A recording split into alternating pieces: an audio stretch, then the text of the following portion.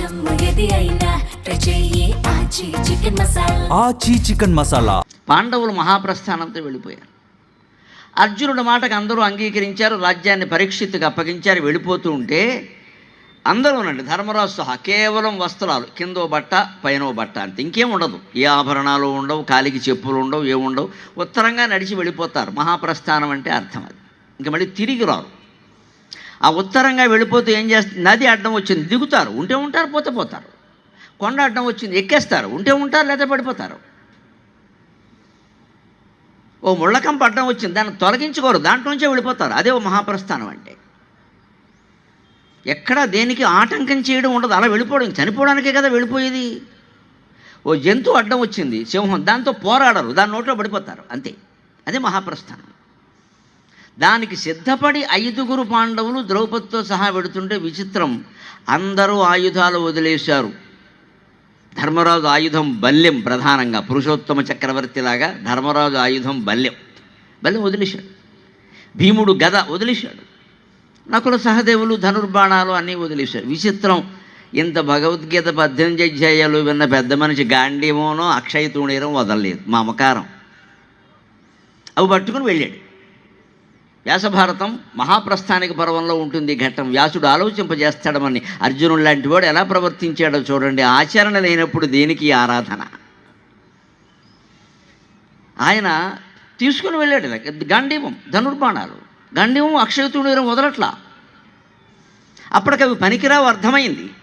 ఎందుకంటే బోయేవాళ్ళు ఒక 25 మంది ఎదురైతే అర్జునుడు 16,000 మంది స్త్రీలని వాళ్ళు ఎవరిని కాపాడలేకపోయాడు, ఓడిపోయాడు. చెట్టు కట్టేసి కొట్టి పారేశారు. గాంధీవం పనిచేయలేదు. గాంధీవం అంటే ఒకటి మేడం అయిపోయింది.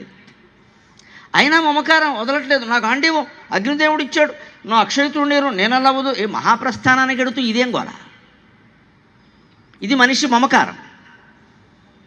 అప్పుడు ఒక పెద్ద మనిషి ప్రత్యక్షం అవుతాడు. ఆయన విపరీతమైన తేజస్సు వెలుగుతున్నాడు ఆ కొండల మధ్యలో. అర్జున, అందరూ ఆయుధాలు వదిలేరు, నువ్వెందుకు వదల్లా అన్నాడు. ఇది అగ్నిదేవుడు ఇచ్చిన గాంధీవం, ఆయన ఇచ్చిన అక్షయ తూణీరం, నేను వదలలేను అన్నాడు. నేను అగ్నిదేవుడిని, వదులుతావా లేదా అన్నాడు ఆయన. అది భారతీయత, అది దైవత్వం. నేను తీసుకుందుకు వచ్చా. నేను ఎక్కడి నుంచి వచ్చింది అనుకుంటాను, వరుణుడి దగ్గర తీసుకుని నీకు ఇచ్చాను కాండవ దహన సమయంలో.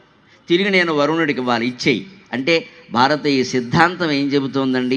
ఈ భూమి మీదకు నువ్వేది పట్టుకు రాలేదు, తిరిగి పట్టుకెళ్ళేది కూడా ఏం లేదు. సత్యం ధర్మంతో జీవితాన్ని గడిపి ప్రశాంతంగా వెళ్ళిపో. ఇదే హిందుత్వం, ఇదే భారతీయత, ఇదే తత్వజ్ఞానం.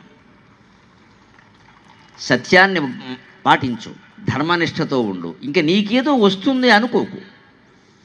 ఈ కార్యకర్తలంటే నాకు ఎందుకు ప్రత్యేకమైన గౌరవం అంటే, వారు అలాగే ఉంటారు. వారు ఏం ఆశించరు దాని నుంచి. మేము పని ఏదో మేము చేస్తున్నాం, వెళ్ళిపోతున్నాం అంతే.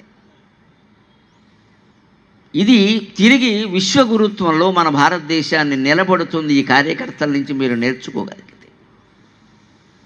అందుకే నేను మొదట ప్రార్థన పద్యంలోనే మా అమ్మ ప్రార్థన తరచు చేయకుండా ఎప్పుడూ నేను 30 ఏళ్ళుగా ఏ ప్రవచనం చెప్పాల. కానీ కేంద్ర ప్రభుత్వం ఈ సంవత్సరాన్ని వందే మాతర సంవత్సరంగా ప్రకటించిన నవంబర్ 7వ తారీఖు దగ్గర నుంచి నేను నియమం పెట్టుకున్నా, వచ్చే నవంబర్ 6వ తారీఖు వరకు భారతమాత ప్రార్థనలే ఉంటాయి నా ప్రవచనంలో. ప్రత్యేకం దేశమాత. మా అమ్మ చాలా సంతృప్తి పడి నాకు కల్లో కనిపించి చెప్పింది, ఒరే నన్ను కీర్తించావు చాలరా, దేశాన్ని కీర్తించరా. దేశమాత ముఖ్యం కదా. మా అమ్మ నాకొక్కరికే తల్లి, దేశం మనందరికీ తల్లి అంటే మనం ఇంకా విశాలమయ్యాం, తప్పేం లేదు. ఆనాటి రాజుల శక్తితోడ, ఋషిరాజుల తీవ్ర విరక్తితోడ హిందుత్వంలో ప్రత్యేకత ఏమిటంటే, ఎంత శక్తి ఉందో అంత విరక్తి కూడా ఉంటుంది. క్షమాశక్తౌ అంటాడు రఘువంశంలో కాళిదాసు. ఎవరు క్షమించాలి? శత్రువులను కానీ ఇతరులను కానీ అంటే, ఏమైనా చేయగలిగిన వాడు క్షమించాలి, చేతకాని వాడు క్షమించని వాడు చేత కాదు కాబట్టి క్షమించాడు. అన్నీ చెయ్యగలిగిన వాడు, ఏమైనా పుచ్చి ఎగరగొట్టేయగలిగిన వాడు క్షమించాలి. క్షమాశక్తవు అంటాడు. క్షమ ఎవరికి అలంకారం అంటే శక్తివంతుడికి, చేతకాని వాడికి కాదు. ఇక్కడ చేతకాని వాడు క్షమించక ఏం చేస్తాడు? భారతదేశం చేతనై ఉండి సమర్థమై ఉండి క్షమించింది. ఎందుకని? ప్రపంచం శాంతి కోరుకుంటున్నాం కాబట్టి. ఆనాటి రాజుల శక్తి, ఇప్పుడు పరిపాలిస్తున్న కేంద్రం శక్తి, ఈ రెండూ కూడా పూర్తి శాంతి కాముకత్వంతో ఉన్నాయి. మనం ప్రార్థన చేద్దాం భగవంతుడికి భారతదేశం గురించి. శాంతి కావలసింది మనకి. యుద్ధం కూడా మనం శాంతి కోసమే చేశాం. అశాంతి కోసం మనం చేయాలి. అశాంతి కోసం యుద్ధం చేస్తున్న పెద్ద మనిషి ఎవరు ఇప్పుడు అందరికీ తెలుసు. ఆ యుద్ధం ఇప్పటికి అయ్యేది కాదు. అది ఏం కోరుకుంటున్నారో తెలియదు, ఎందుకు చేస్తున్నారో తెలియదు. అదే మొన్న కింద సంవత్సరం మనం పాకిస్తాన్తో ఈ సందర్భంలోనే యుద్ధం చేసాం. 4 రోజుల్లో దుమ్ము రేపేసి 5వ రోజు మూసిపారేసాం కంపెనీ. మళ్ళీ వాడు మన జోలికి రాకండి. 4 రోజుల్లో, విదిన్ 4 days. భారత యుద్ధం పట్టిందంటూ 4వ వంతు కూడా పట్టలేదు. అది ఇండియా దెబ్బ అంటే. దెబ్బ కొడితే కొట్టేయాలి, అలాగా వెంటనే కామైపోతాం మళ్ళీ, అంతే. సర్వధర్మాన్ పరిత్యజ్య మామేకం శరణం వ్రజ అహం త్వా సర్వ పాపేభ్యో మోక్షయిష్యామి మా శూచక. అంతే, మనం వేదాంతంలో పడిపోతాం. భారతీయ తత్వం అది, హిందుత్వం అది. యుద్ధానికి ముందు మీరు భారతాన్ని గమనించండి, రామాయణాన్ని గమనించండి. ప్రతి యుద్ధానికి ముందు ఒక వేదాంతోపదేశం ఉంటుంది ఖచ్చితంగా.